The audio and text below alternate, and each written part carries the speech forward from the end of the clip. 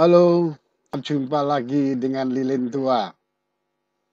Hari ini saya mau melanjutkan paparan saya atau perbincangan saya dengan Anda semua, para kadet, para siswa-siswi SMK Pelayaran, dan taruna-taruni perguruan tinggi di Pelayaran, baik akademi, politeknik, sekolah tinggi, dan juga kepada para instruktur. Sekali lagi, selamat jumpa. Hari ini saya mau melanjutkan tentang aplikasi mekatronika part 2. Ya, kalau part 1 kemarin kita ngomong tentang hakikat mekatronika, sekarang kita mulai menginjak dengan mengenal komponen-komponennya. Ya, sebagaimana biasa, saya selalu ajak mengulang supaya yang kemarin tidak mengikuti bisa tahu apa yang sudah kita terangkan, dan kepada yang kemarin sudah ikut mengulang kembali supaya lebih jelas lagi. Ya, bahwa mekatronika sebagaimana yang saya sampaikan kemarin adalah sinergisitas antara disiplin ilmu mekanik, ilmu elektrik, dan pengolahan informasi. Ini yang kemarin sudah kita terangkan, yang pada hakikatnya merupakan kalau kita hanya ngomong mekatronik, kita ketemu mekanik dan elektronik. Sementara kalau mekatronika sesungguhnya gabungan 3 disiplin ilmu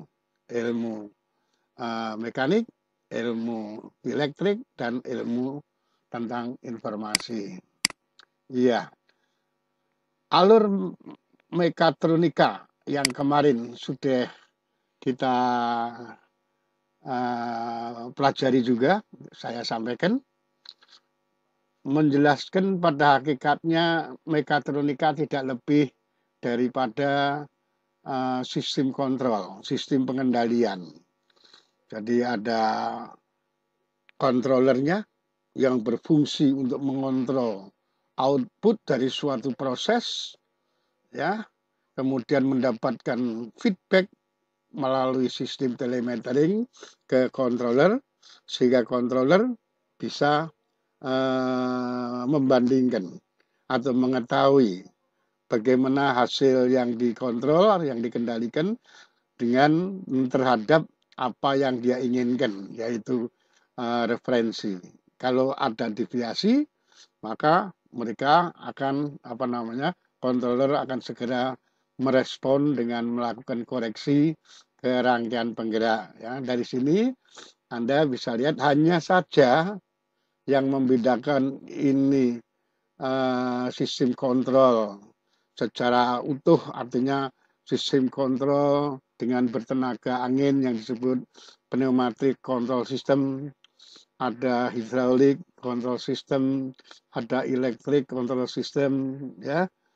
Dan alurnya ada alur closed loop system, alur berfeedback. Nah, ini juga gitu, hanya bedanya untuk yang dikontrol, untuk yang dikendalikan ini berupa daerah mekanik, sementara yang mengontrol, yang memonitor, dan yang mengendalikan itu ada di wilayahnya elektronika. Ya, jadi ada dunia elektronika, ada dunia mekanika, ada garis batas. Ya, oke. Jadi kalau kita melihat demikian, ya, kita mencoba untuk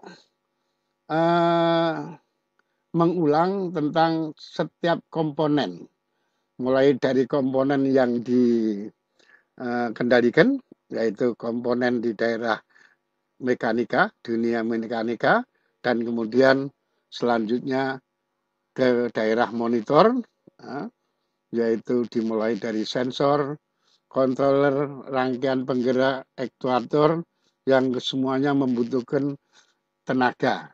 Ya, oke. Kita mulai dari mekanisme mesin. Mekanisme mesin ini adalah bagian dan yang terletak di wilayah mekanika, di mana daerah ini adalah daerah yang dikendalikan. Bisa berupa tangan robot, bisa berupa mekanisme penggerak mesin diesel. Salah satunya diantaranya adalah regulator atau governor, kemudian generator pembangkit listrik, dan lain-lainnya. Nanti kita akan ketemu, dan sebetulnya kita sudah sebagai pelaut mesin sudah merasakan mengaplikasikan mekatronik ini. Ya, mekaniknya sudah kita jelaskan. Selanjutnya adalah komponen pertama dari daerah wilayah elektronika, dimulai dari fungsi monitoring, yaitu sensor. Sensor pada hakikatnya adalah merupakan elemen yang bertugas memonitor keadaan objek yang dikendalikan. Jadi dia mengendalikan, memonitor output yang dikendalikan dari pengendalian secara elektronika. Ya, jadi bagaimana kerja mesin, bagaimana putaran, bagaimana pembakaran, bagaimana. Nah, ini nanti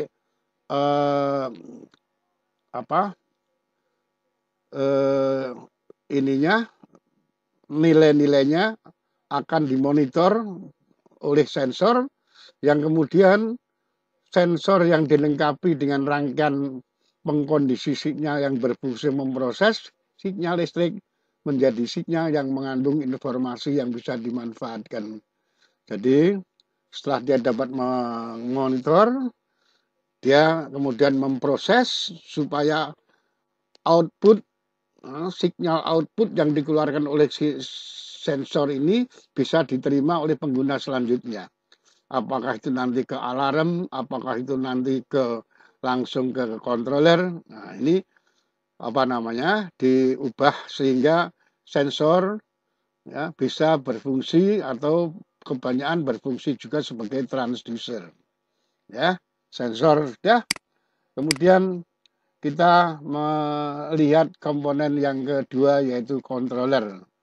Controller dalam proses kontrol sistem berfungsi untuk mengendalikan hasil proses, yaitu output, dan kemudian menerima feedback dari hasilan tadi.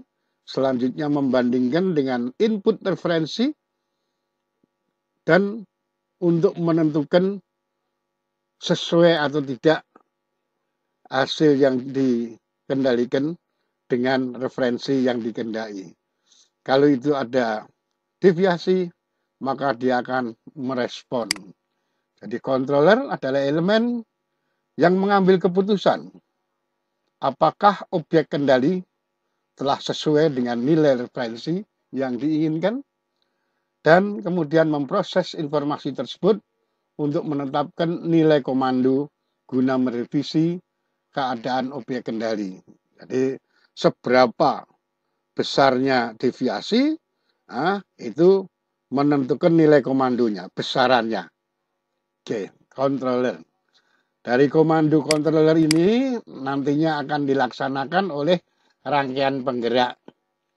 Rangkaian penggerak ini merupakan elemen yang berfungsi menerima sinyal komando yang diputuskan oleh controller, oleh adanya deviasi, oleh adanya ketidaksesuaian antara nilai parameter yang disensor dengan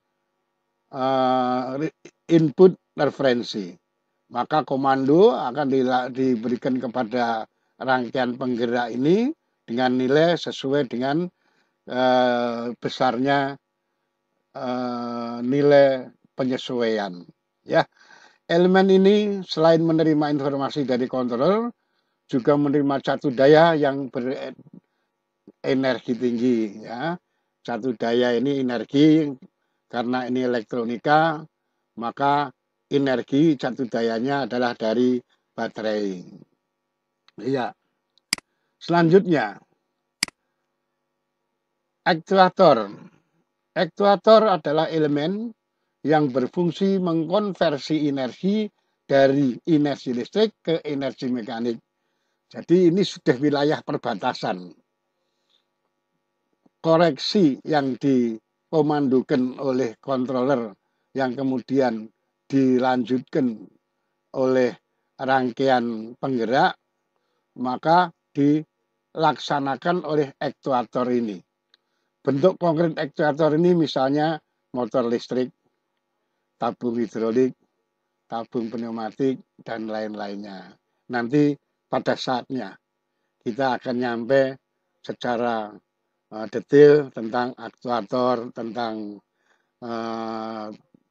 penggerak, tentang controller, tentang sensor, ya.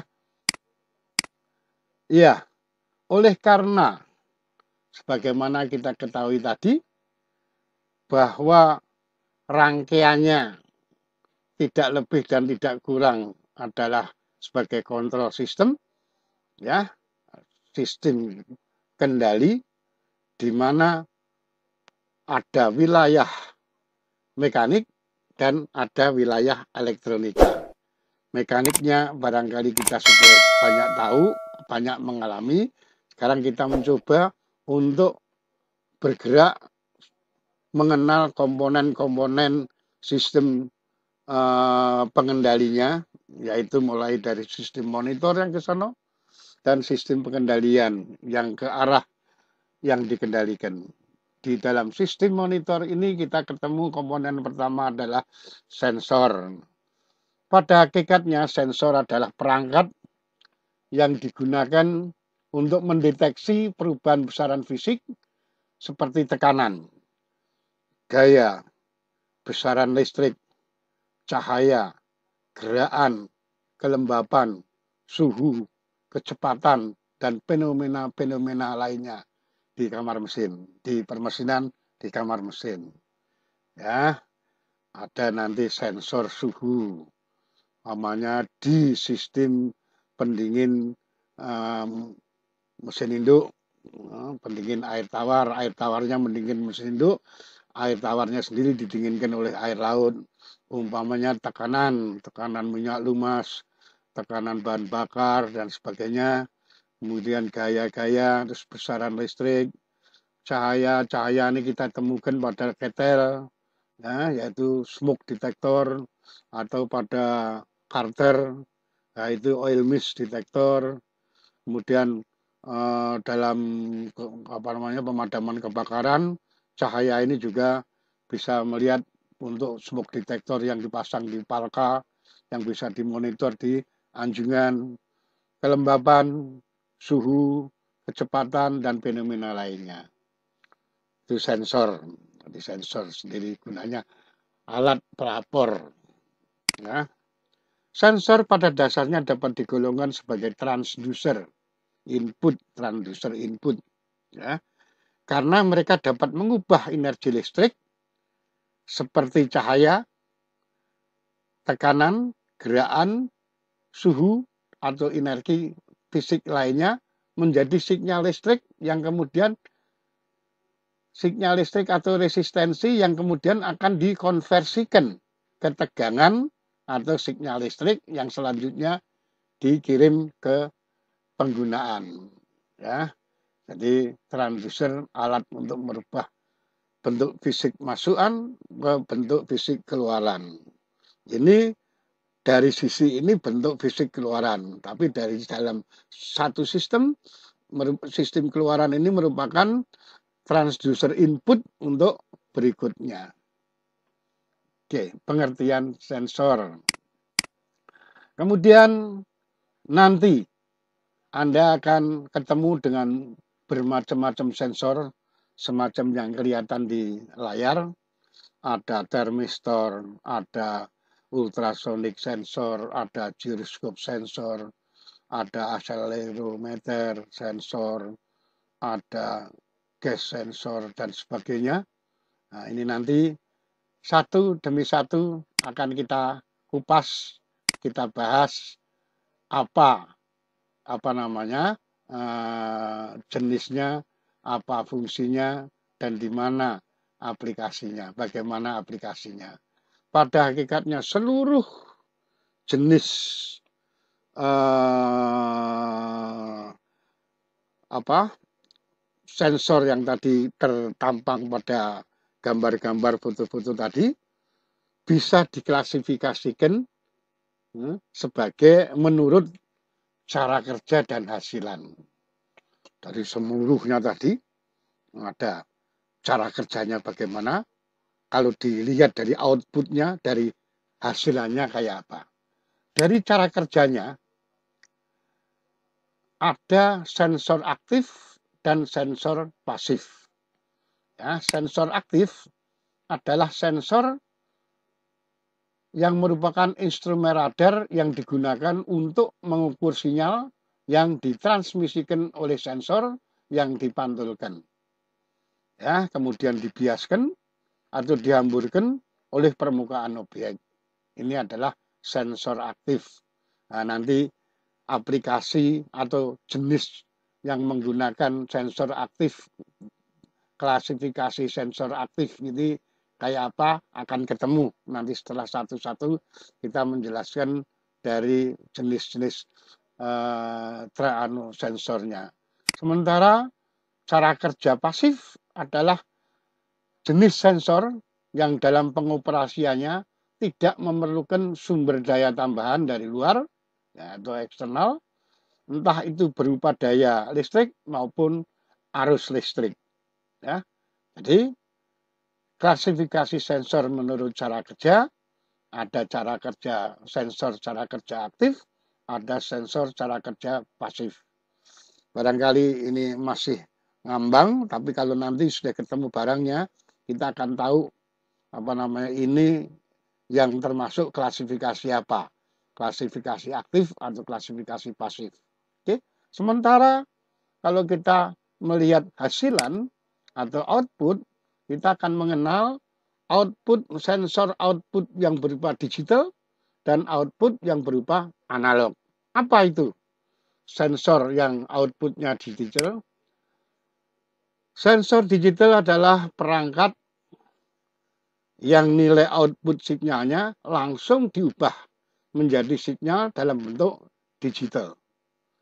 Sinyal biasanya diukur dalam dua keadaan dalam sensor, yaitu on off dari ekstrim, harga atas, harga bawah. Sehingga di sistem kontrol yang dulu kita juga sudah mengenal ada on off dan ada continue. Ya. Sementara analog, output analog atau sensor yang beroutput analog adalah perangkat yang menghasilkan output analog sesuai dengan kuantitas yang dihitung. Sesuai dengan kuantitas yang dihitung. Sensor ini juga bekerja dengan mengamati perubahan faktor eksternal yang ada di sekitarnya. Ya. Jadi hari ini kita cuma baru mengenal apa itu sensor. Nanti lebih dalamnya lagi, satu demi satu sensor ini akan kita kupas. Ya. Jadi dari jenis-jenis sensor menurut penggunaannya. Jadi kalau pompa, klasifikasinya ada pompa displacement, ada pompa sentrifugal menurut kerjanya. Menurut putarannya ada apa namanya gerakannya, ada gerakan berputar, ada gerakan bolak-balik, ada gerakan gabungan antara berputar dan bolak-balik. Nah ini juga gitu, di antara apa namanya ini kalau melihat fungsinya, menurut fungsinya pompa tadi menurut fungsi ada pompa bahan bakar, ada pompa minyak lumas, ada pompa ini. Nah sekarang sensor juga gitu, klasifikasinya ini dan ini dan ini. Nah menurut fungsinya kita akan ketemu yang namanya akselerometer, kita akan ketemu sensor suara, kita akan ketemu sensor suhu, kita akan ketemu sensor giroskop, kita akan ketemu sensor beban, kita akan ketemu sensor cahaya, sensor tekanan, sensor ultrasonik, sensor efek Hall, and sensor kelembapan. Ini antara lain masih ada lagi. Ya, karena saking banyaknya. Maka nanti kita pilihin. Pertemuan hari ini kita sudahi sampai sini dulu. Sementara pertemuan berikutnya yang part 3, saya akan mengajak Anda untuk berdiskusi atau ngobrol tentang salah satu jenis yaitu sensor suhu. Ya, jadi yang akan datang kita ketemu dengan tema sensor suhu. Maka di sini dulu kita selesaikan, kita selesai, lalu ketemu yang akan datang. Ya, oke, mudah-mudahan sajian saya yang singkat ini bisa bisa termakan atau bisa terterima dengan baik, dan selalu saya menerima pertanyaan ataupun kritik ataupun saran ataupun apapun untuk pencerdasan yang saya ajak ini. Terima kasih kepada Bapak instruktur yang telah membantu dan barangkali berkenan menggunakan materi YouTube saya sebagai bahan ajar, tambahan bahan ajar. Saya sangat berterima kasih, itu merupakan satu kehormatan dan kebanggaan buat saya. Demikian juga saya harapkan pada siswa, pada taruna-taruni, bahwa YouTube saya merupakan wadah atau kepustakaan video yang bisa dibuka sewaktu-waktu. Pada pelaut pemula, rating, maupun pelaut operation level, dan bahkan barangkali manajemen level yang ingin mengulang atau melihat kembali, mereview, saya persilahkan.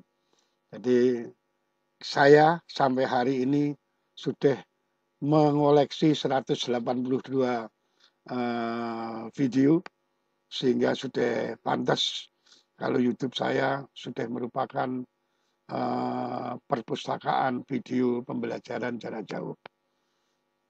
Salam buat semuanya, salam sehat tentunya, dan sampai jumpa pada bab 3 tentang sensor suhu. Salam.